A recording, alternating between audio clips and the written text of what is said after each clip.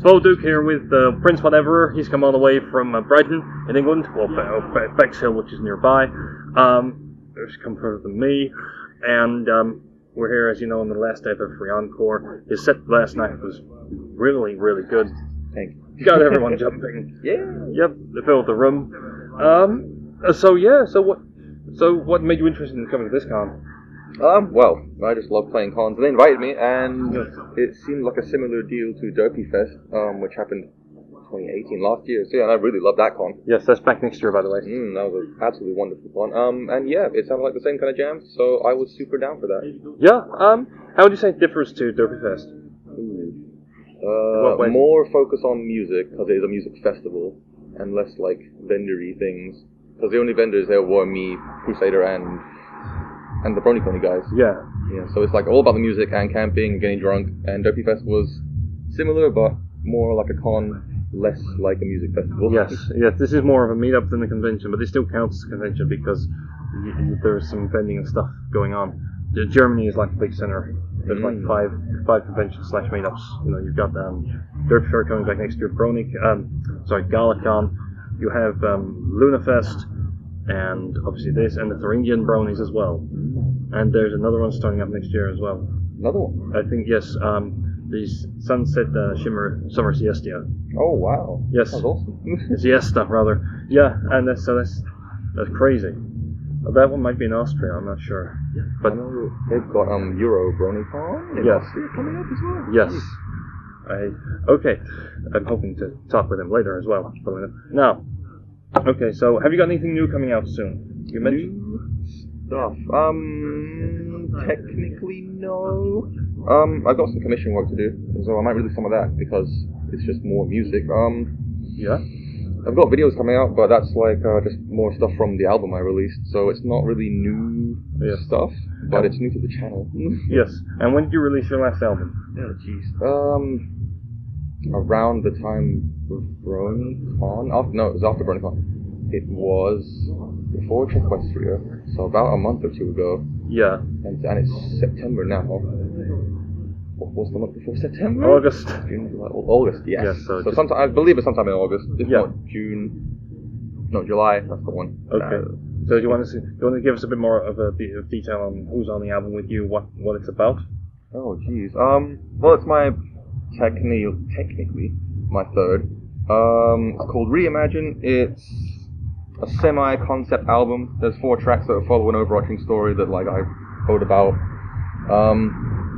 Basically, it's an AU from starting at the end of season 6, and horses and the changelings fight with ensembles involved, and it's a big old thing. And we're getting some animation work done on that.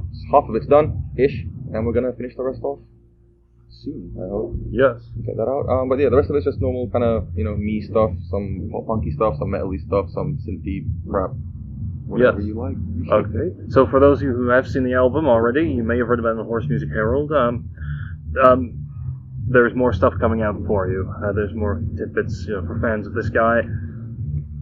Well, tidbits probably that wouldn't do it justice. There's a lot of work with it. Stuff. Yeah. So who's doing the animation work? Oh god, there's a whole team of people. It's not like I'd say we can talk about that. So far it was PSFMer, Damage K, Jolly Old Cinema, Certidia. Yes. I believe that's all the core team. I don't think so. And so what's the name of the animation team? We don't really have a name. We just call it the R4 project. Oh, so Yeah, they're just a bunch of guys I brought together. Originally it was just PSFMer. And obviously he has a real life, we all have lives and stuff, so he couldn't work here all the time. And I was like, would it help if I got other people in? And he was like, yes, please. Yes. So I brought in, I think I brought in Certidia. I used Doors 3 as a kind of scouting video. There were a lot of SFM animators in there. I was like, I found the best ones, and I was like, so that's when I went for Damage K. And, and Jolly, I know Jolly personally because we both go to UK PONYTV. Mm-hmm. Great guy, absolutely great guy, great animator. Cool. And so I messaged him, and recently, since we released the first half, we picked up Argo Gaming. Mm-hmm. Yeah, which should be freaking sweet. Yes, I love that guy. Yeah, what in particular do you like about his art style? It's smooth, it's fluid, it feels natural. The facial expressions are great. his comedic timing's on point. Everything's just amazing, and like the small bits of fighting choreography he's done in other videos are always on point. So like, I feel like he's gonna absolutely kill it. Such videos as? I think it was the Alsteo he did, the Alsteo intro kind of thing he did using a Fate anime intro, and he did an animation to it, and it was like there were bits that were fighting a dragon, and then Rainbow Dash was fighting another pony. I've not read the fanfic, so I don't kill. Oh, okay. Outsticker, yeah. Alsteo, Austeoh. Okay, yeah, okay, that's something for our viewers to check out. I've not checked that out yet. I assume that it's going to be good. I mean, if these guys are on board, shameless flattery. Okay, so you mentioned UK PonyCon. Yes. Oh, firstly, how did you get these guys together? How did you approach them? I just messaged them. Well, Yeah, like luckily, PSFM had already made some material for the project. So I contacted them. It's like, oh, we're working on this project. Here's a clip of some music. Here's some of the animation we've done already. So we had some stuff to actually show. Like, we're actually doing stuff here. We're not just talking about it. Yeah. And that got them interested, and it worked out for Yeah. the most part. So Good. Okay, now, anyway, you mentioned you were going to UK PonyCon this year. Yes. Okay. So now they've started playing music. Mm. So, who else is going to there? Let me think. If I'm remembering correctly, Remake's going to be there, formerly Acoustic Brony. Yes. Bass Pone and Steely Hoots? Yes. They were at Griffish Isles this year as well. Yeah. This was your first Griffish Isles. What did you think of it? I actually really enjoyed it. It was super fun. Yeah. I always love when cons have like that really chill atmosphere where like the show's in like kind of a bar or something and everyone just drinks and has a great time. Yeah. Super fun time. See, that's what it's about. It's about ponies and beer. That's Yeah. Oh, there's a wasp trying to eat the masking tape on my power pack bag down there. What the... God damn it. Everything's broken. You know, I do this. This is hard work. You know, I mean, my bike is not damaged. The rack is broken in the way. You know, you people watch this damn stuff. Shut up. It's getting loud back there. Yeah. You people watch this stuff because, like, this is hard work. And I'm taking damage. I'm bleeding money for you. Anyway, maybe if we get enough views, Capper won't beat me. He won't lock me back in the sewage cupboard. Oh, wow. Yeah, he's a French spook, so he knows these things. He's like Jack Bauer on steroids. Oh wow! With the John Candy resemblance. He's like Jack Bauer meets John Candy. So okay. Yes. Now, so what would you say has been your favorite part of this convention so far? This one? Yeah. Probably after I played, because where's he going? But yeah, because I played my show and that was great. Everyone had a great time. That was freaking awesome. But then after that, I'm free to do whatever I want. So I went and had like 5 ciders and watched Ronnie Coney and Forest Rain and had an amazing time. Yeah. Just rocking out to those guys. Yeah. Is there anything you think could have been improved at this convention? I don't know. I don't want to say I wish it was bigger because that often doesn't actually help at all. No. No. Besides, it's just kind of a standard thing. You know, everyone wants it. I like where it is right now. But it is big enough. Yeah. Oh, definitely. I'm actually not sure. It's been absolutely amazing so far. Yeah. So with going back to the animation, okay, so we're going to have to wrap something about say 6 or 7 minutes. Going back to the animation, what would you say was the biggest challenge working with those guys, making sure that make sure the animation is timed correctly with the music, and all that getting it timed up and stuff is fairly okay because you just go in and like have the song and you can see the waveform, so you see when stuff happens and you just put a marker along with it. The hardest part is having because they don't each walk on one part and then that's it. It's one part runs through each of them in a way. So like because I think Argo and PSFM are the best for like lighting and color grading and they're like the ones who will touch up everything and make sure it's all like in the same kind of standard. Yeah. So I've seen a lot of projects where they'll have one animator do each part and then like you can tell the style and the lighting and the scene composition changes drastically just during the thing. Yeah. So we're trying to do it so everyone gets their hands on everything so like it all looks consistent, like it is just one animation project, not a bunch of different people. The hard part about that is that SFM is a bitch. Yeah. It's absolutely terrible. And how do you in what way? Because, okay, so like so Tidia, who's our main scene builder, he will make a scene, and they're usually really complex, and he'll send it to an animator, and they have to have every asset for that scene ready on their computer, or it just won't load them. And all the lighting and stuff, and like, if someone's computer is better than someone else's, sometimes it will just crash the whole computer. And even if you have all the stuff, sometimes it will just crash because it feels like it. It's messy. Yeah, I mean, it's crazy. It's the same with Adobe Premiere, which I make these videos. Ah, okay. Yeah, Gotcha. it's sometimes it just wants to crash. I mean, the media cache loads. The media cache is massive. It just fills up quick. And one thing I've noticed is that whenever I'm trying to render, you try and render the video, and it just takes forever. Like if you're trying to remove the fisheye distortion that you might see on the camera. Oh yeah. Yeah, it can blur around the edges. Well, not blur so much. It's crystal clear, but it just gives this horrible curvature. All the stretching on you. Yeah. I guess, yeah. Sometimes anyway, but it's thankfully we're center, so we might be able to get away with it. But it just creates extra work, and of course, if your computer overheats, which you can do sometimes.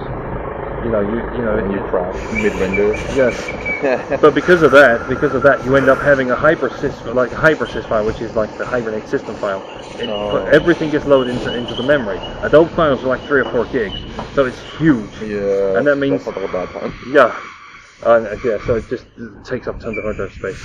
If you've got a 32-bit Windows 7 PC. You run 32-bit? Yeah, but my Adobe is on 64-bit. Okay. So I had to create a partition for that, and it was just filling up really quickly because of the hypersys file. Oh man. Yeah, no, it's crazy. It's like a 4 gig file. Sounds like you need a new system, I do. Yeah, but I gotta organize everything first. Now, this is the thing. What was the hardest part of doing the composition? What was the hardest part of getting the guys together work on the animation? Because I'm guessing distance made a factor. Yeah, a little bit. Distance isn't so bad because the internet, we just they'll send each other the DMX files. Yeah. So, and that's easy enough. Another hard part is kind of there's a language barrier, somewhat. Like everyone's pretty good. Damage Pay is Korean. PSFM is Singaporean. Rainy, I forgot someone. Rainy Visuals. He's from the Caribbean, I'm pretty sure. Wow.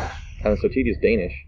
Mm-hmm. So and obviously Argo is American. And so everyone speaks English well enough, but they're because animation has some niche terminology. Yes. Some words kind of get lost, and you gotta try and work around that. But it's worked out pretty well so far. So hopefully everything will be okay when it comes out. The hardest part in general though is just trying to stay on top of deadlines because. Yeah. Even though we've got 5-6 people on it now, everyone still has lives and stuff, and real jobs, family, and stuff to deal with. So yeah. So I mean, I'm guessing you have some animation experience as well, yeah? Me, not so much. Oh, okay. I've not done it myself, but I've looked into it. I haven't done it anymore. Okay. Now, what was the hardest part in terms of the new album? Oh jeez. Just composing the music itself. The most challenging thing. The mixing was okay. The mastering was kind of a bit of a challenge. What's this guy doing? He's hanging around? He's going. I actually didn't master it completely myself this time. I had a friend of mine who also went to college for music with me. He helped me out mastering this. But that was a bit annoying because he lives in the next town over, and the files are too big to send over the internet. So he has to drive back and forth with his laptop and his USB sticks, his hard drives and stuff, so we can reference the mixes on his speakers, my speakers, headphones and stuff. And it was a bit of work, but I think it turned out for the best because of that. What sort of file size are we talking about here? Just the album tracks, the mix down. So you make a mix down which is way quieter than the actual finished thing, because mastering is making it all loud and all the same kind of volume the whole way, and it have the same kind of EQ, so it all sounds like it's on one record. So the mix downs themselves are about a gigabyte just themselves, and then you got the actual mastered files, which there's another gigabyte, and you've got all the instrumentals, all the acapellas, same thing again, they're all a gig. And it took hours and hours to download, especially if you're doing other stuff as well. And he lives not that far, and has a car, so he just came around. Yeah. It was much easier. Yeah. I mean, who's your internet provider? BT. Well, figures. Yeah, it's okay. Yeah. I get about 6 megabyte down. Yeah. So it's not terrible. No. on a good day. Yeah. Same with Virgin, although the less I say about it, the better. They run the trains in a lot of the UK, and that leaves a lot to be desired. I mean, I'm often late for conventions because of that. Yeah. Thank you, Richard, if you're watching. Hi. Thank you very much. And I was going to say something rude. Well, yeah, but I'm surprised Virgin is the name he went for there, because they fuck you. Yeah, they're not exactly perfect. No. Not pure, as the name implies. No, no, very not. Now, would you mind taking us through the process? Like, what software you use for each stage of the process? For making a song? Yeah, for making a song, yeah. Okay, as opposed to making, say, an album or something. Well, album's a lot more complicated. Well, it's just, making an album is the same as making a song, but you do it like 10 times. Yeah. Well, obviously, I'm guessing there's the EQ, you have the mastering bit? Yeah. That's kind of... But, okay, so from start to finish, just on a song, then. Okay, usually, it's easiest for me if I play guitar, and I like come up with a nice riff or a chord progression I like, and then I'll basically write a whole instrumental without any, usually, like pretty commonly, I'll write without any kind of, like a prompt or anything, like there's no lyrical inspiration here, it's just, I really like how it sounds, I write it out. So guitar first, which goes into my amplifier, which has a straight cable, goes straight out of that into my audio interface. Okay, and what are the specs for those? My amp is a PV Viper 100 watt. It was a solid state combo. I literally took a saw, cut it in half, and made it into like a header unit, so it's a lot smaller. It fits in my room. My room's quite small. Okay. And the interface? The interface is the one I use at my actual big desktop setup is a really small one. It's a Steinberg UR44. They're quite good. I love the UR series. I use a Steinberg UR824, the big one, the rack unit. That's what I use here, so I can split out all my channels. Awesome. So you have one here? Yeah, the UR824, the big one. How did you get in here? Plane. I took on a carry-on. Oh yeah, there was no way I was gonna. No, you want to keep that. You want to keep an eye on that. Yeah, I put my guitar in the hold. I didn't care about that too much. I took the interface though as a carry-on. Yeah, because you can replace guitar. Something like that is. Yeah, that's big money. Yes. That I just cannot afford to keep spending. Okay, so when you record the music, when you actually record the actual instrumentals, do you play it straight into a microphone? Or No, I don't. The only thing I mic is my voice. Okay, so everything else goes through a guitar cable into the amp. There's another cable that comes out of the amp with the signal from the amp straight into my interface. So there's no speaker involved. It comes out my studio speakers, so I can hear myself playing, but I don't like mic it up or anything. Oh, very nice, very nice. Okay, so what program do you use to? What program does it go into? Reaper is my DAW, my DAW. And I record everything straight into that. And what's the DAW? Digital Audio Workstation. Oh yeah. So much like FL Studio or Reason, Logic, one of those. But yeah, it goes into there. Or like you record to a metronome, and once I've got a basic kind of track down, I've made a verse, a chorus, some refrains, maybe a bit for a solo, an intro, an outro. Then I'll add drums.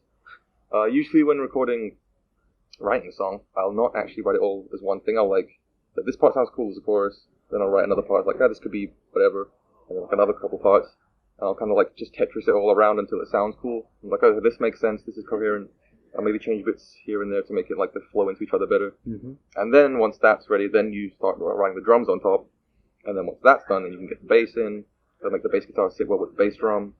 And yeah, just keep going until it's a full instrumental, and then I'll start to write lyrics and try to find a prompt for it, because for a long time my philosophy with writing songs has been that an instrumental will give you a feeling. You'll feel something about it, it'll sound sad, it'll sound melancholy, it'll sound happy, and then the lyrics are what give you a meaning to that feeling. Oh, hi, Forrest. Have I got flakies? Thank you. Oh, wow. Thank you. And yeah, so you get kind of a general feel for something, like an emotion with the instrumental, and then you can kind of hone that in onto what you're trying to deliver with the lyrics. Yeah. That's how I usually do it. Okay. So with your sorry, throat a bit sore. Understandable. Okay, so with your vocals, what program do you use, and what microphone do you use for those? The program's still Reaper. I just load up a different track and just record from my microphone instead. The microphone I use is an Audio-Technica AT4033A, which is actually a radio mic, but it sounds super good on vocal. So is it compressor or dynamic? It's a condenser mic. Yeah, that's what I mean. Yeah. I've had that since late 2012. I think I've had that since, and I've used it ever since. Yeah, absolutely phenomenal microphone. I love it. Yeah. So how long does it take you to make a track? A song? Oh, it can depend. I can write something garbage in a day. I mean, from start to finish, to produce the actual the entire thing. Yeah. if I get it written quickly, I find someone's having a bad time. Yes. I find mixing actually quite easy. Like I've kind of got a workflow for that figured out now. It's the writing that's still a challenge. If I can get it written in a day, I could probably have it mixed and ready in a week.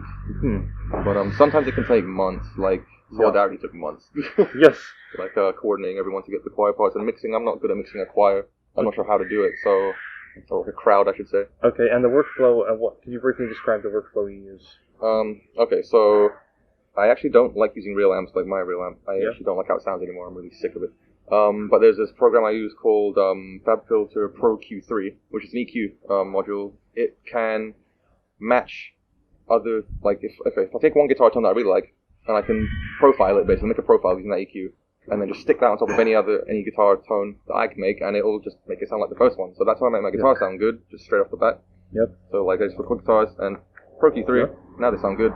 I also have a chain ready for bass, so just record your bass guitar, and then absolutely super compress it, add some distortion, and they bust 2 tracks out. No, you compress the main one, then you bust it out, then add distortion on the 2 that are panned around and delayed slightly, so you get like a stereo delay that goes with the guitars, makes the bass fit with them, and then you've still got the bass frequency dead center, which is where you want it. When you say you bust it out a bit, busting is like, okay, take a track, and then you have, like, let's say another track, and you say, everything this track does goes to this track as well. Yeah. So yeah, and then you do that twice, so you got 2. So this you got your main bass track, and then the 2 bus tracks. Oh, bussing. Yeah, bussing. Yeah, bussing. Yes. Yeah. Yeah. Yeah, and then like I pan those hard left and right, and like I use a delay to like delay them slightly so they're not completely in sync with the bass, so that it has that nice stereo effect. And that makes the bass guitar blend in with the normal distorted guitars because I use the same kind of tone for that. And then that makes it sit really well together. Okay, so now the advice section. How much do you just for anyone who wants to become a musician, and you have fans who want to do stuff. I've spoken to who said they want to become a musician because So with regards to that, how much are they looking at cost-wise if they want to do this properly? Not much, honestly. I've bought some expensive stuff now, but you can make do with really cheap gear. Like honestly, if you want to get a professional sounding, how much would it be? The best decent mic I can recommend is the Audio-Technica AT2020. It's about $100 US, and you can get either a USB version if you don't want to plug into an interface, or you can get the XLR version, like with the actual mic XLR plug. And then you want to buy an interface as well, which I would reckon, I don't know, like a Scarlett Solo or like an Alesis IO2. That's what I started on. My Alesis IO2 I started on is actually still running somehow. Yeah. It's a bit crackly. The parts are kind of jank, but it works. Yeah. Okay. But you don't need much. Like if you can scrounge up a couple $100, you'll be fine. Yeah. And if, like assuming you have a decent laptop, computer, something. Then most people do. So. Yeah, I mean, the setup for all of this comes to about $200 or $300 total. Now, as for advice do you have any advice you can give would-be musicians, for organizing themselves and getting a workflow together, so they don't That's the hard part. so they don't get overwhelmed, they don't get a backlog. I think I have to put this aside for something else. A good way to start that builds confidence really well is to do covers, because the song, how it should sound, is already kind of laid out for you, and then you can basically fill in all the instruments you can do. So, like if a song has guitars, bass, drums, vocal, you just do them the same as it's in the original song yourself, and then once you've done them all, mute the original, and if your mix sounds pretty good, then you're doing good. Okay. And you can learn to mix from there, and like kind of imitate what the original song does, and kind of learn how they did it. Yeah. Okay, so we've got 5 minutes left. So. Briefly, what is the story of Reimagine about? Oh, jeez. It's like more detail. I mean, we know it's about Changeling War. I'll try and keep it short. I've tried to keep it short like a bunch of times when writing it for the animators to kind of so they know what they're doing, and it's always turned into like 5 pages long. But basically, so it happens after the end of season 6. Chrysalis is like, "You guys suck," yeet, and she like yeets herself out of there, and my thing starts where it's like she's obviously super fucking unhappy with the whole thing. Yeah, she's super unhappy with that whole what would you call that situation? She just like she just flies, keeps flying to get away from everything, gets exhausted, fucking crash lands somewhere.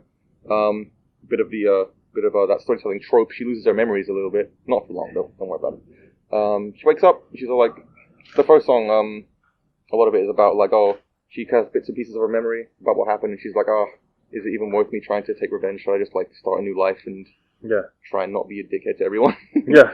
Like, just away from everything, just have my own thing going on. And that's kind of like her thought process for the first half of the song. And then Sombra comes along, and he's like, well, I want revenge. Like, we should do that. And she's like, I don't even know who you are. And this obviously this spins out to the rest of the album. Yeah. Okay, so we're gonna have to wrap it up now. We have a quick fire round. Okay. So what was your best pony? You mentioned earlier. My best pony. Yeah. For the longest time, it was when I first joined the fandom, it was Rainbow Dash. Then it became Fluttershy. Then it became Twilight, and now it's Starlight Glimmer. Oh, he has a wondering conviction. Yeah, Starlight's pretty up there now. So. Okay, least favorite pony and why? Least favorite, like out of all of them, or the main six, or what? All of them, or the main six, whichever is easier for you. I think if it was main six, it'd be Pinky. Like, I don't dislike her, but she's just like, it's because of this one freaking episode. I forget. I think it was season 5 or 6. It's the one where Fluttershy is singing in the Ponytones. Yes. And then Pinky fucking obliterates her confidence with it. I know. And I was like, what the hell, dude? Yeah. Oh, come on. I just thought that was just mean. So I was like, you know what? You're now worst out of the main six for me. Okay. Is there any? What's the favorite song of yours that you've produced? Mine, right now, Solidarity. Okay. Well, is there any song you don't particularly like much? I could go on about that. Jeez. Every artist has their own shame. All the early stuff, I hate it because my lyric writing was corny, my mixing was garbage, I couldn't play guitar that well. Yeah. Yeah. Well, it has a bit of charm to it, I guess. We get better though. You know, it has a rustic charm. Yeah. Okay. It's all part of the process. Yeah. Okay. So as we know, the show is ending. Are you going to stick around and watch G5? Definitely. Yes. 100%. Yeah. You think it'll be good? No one knows, but I'm cautiously hopeful. What if I told you that we know for a fact from the leaks that Megan McCarthy is still on the team? She's going to be the head writer. I don't know if there's anyone else. But also Boulder, who did the voice acting and some of the animation for The Amazing World of Gumball, and with the songs. And what if I told you that they were going to be involved? That makes me pretty hopeful for it because Gumball was a fucking masterpiece. Yes, it was brilliant. It was really fun. Okay, now what's the funniest or cringiest thing you've ever seen in the fandom, or the craziest thing? Oh god, there's so much. Yeah. I don't know. There's so many things that have just happened. Oh, okay. It's funny. This story somewhat involves you guys, I believe. One of the guys who worked for Force News, like way back in 2015. I doubt he's still there. I was at PonyCon 2015, my friends. We were all hanging out in our hotel room, like this was after the con's finished, and we're gonna go sleep. And my friend Dakota, Energy Pony, he comes in with one of the guys. Like, he says he was from Force News anyway. He was high and drunk out of his mind, and he talked utter shit the whole time. Like, it was funny. He just talking complete nonsense. And he was talking about someone. Oh, I forget. I'm not sure if he asked it or someone else asked him, but something about out of Sweetie Belle and Rarity who you'd rather fuck, and if you'd rather take a flared or unflared Bad Dragon dildo or something. Lovely. It was wild. This guy was just going ham, and I was in bed with the covers up, like, what is happening in my hotel right now? It was a fun time. It was hilarious. Like, at the time it was terrible, but when you look back on it, it's great. That made the con. Oh god. Bad is Party Central. Crazy shit happens in Okay, so last few questions now. Firstly, ketchup or mayonnaise? I like them both, but mayonnaise definitely I prefer mayonnaise. But you've spent a lot of time in Germany, I can tell. You have been in quite a few towns. One other thing. Who are your biggest influences music-wise? Like, who do you draw inspiration from? Right now, bands like the Amity Affliction, Hands Like Houses. Yeah. Right now, I'm not sure what I even listen to right now. Okay. I listen to mostly pony music now. I went back on my old playlist and I was like, I miss this stuff. Do you take any inspiration from the show? Oh yeah. When I'm writing, like lyrics wise, I usually there's something that always draws my attention from the show. Yeah. Anything in particular? Whenever there's big conflict. Yeah. Whenever someone is super stressed out and is forced to act out or something. Yeah. And do you take any influences from any inspiration from any other external stuff like books, movies, literature? Does Fallout Equestria count? Because I Yes. bought the book, so Yes. I'm gonna read that soon. And people keep telling me you're gonna write loads of music based on this book if you read it.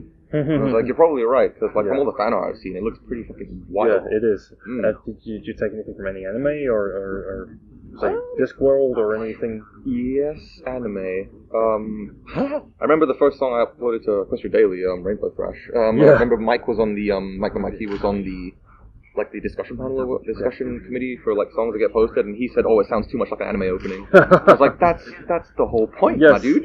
Yes. I love the whole anime opening aesthetic because they're so like energetic and like they go crazy. Well, Like this show is almost an anime in its own way. yeah, it's getting there. It's anime. Okay, so final thing. This is the most important question, the big one. You know, not daddy or chips, ketchup or mayonnaise, leave or remain, none of that stuff. By the way, salad cream is the best one. Let's just get on my level. Take salad cream, sure. Yeah, and chips. Okay, so final question: who would win in a fight between a gun holding a sword and a sword holding a gun? Holding a gun. I don't know. Can they like move and stuff? Yeah. Okay. Well, a sword it won't get hurt by a bullet. It's just like a piece of metal. It's like, oh, you shot me. Yeah. Like it's not like I have internal organs or anything. But then again, sword. No, I think the gun holding the sword, because if you use that sword and cut the enemy gun, then that's fine. But a bullet will either. I don't even know if it would break the blade. Well, I mean, a sword or a gun might be able to shoot a gun. You know, if you shoot a gun, It shoots the gun. But like, how accurate is he going to be? I know. I mean, what caliber bullet? What Yeah, angle? What's well, the wind resistance? Is it strong enough to break the blade? What's the gun made of? Hmm. Yeah. Anyway, so you can find this interview and a whole bunch of other silly things, but professional things. I am like Frank Sidebottom in this regard. Do you know Frank Sidebottom? I do. Look it up. It's funny. Very funny. Anyway. And you can find us all on Horse News at hashtag Horse News MLP. The same on Twitter. I am, as you know, hashtag Paul Duke, and there are new TV channel, hashtag PONYTV. You can you can find it on there.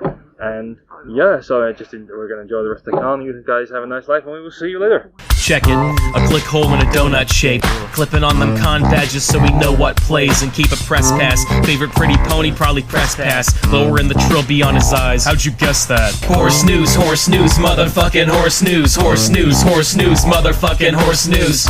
In a game that's got this much manure to rifle through, you'd be smart to go to find a newer news cycle too. Horse news, motherfucking horse news, motherfucking horse news. Today I'm posting up this song acting cocky.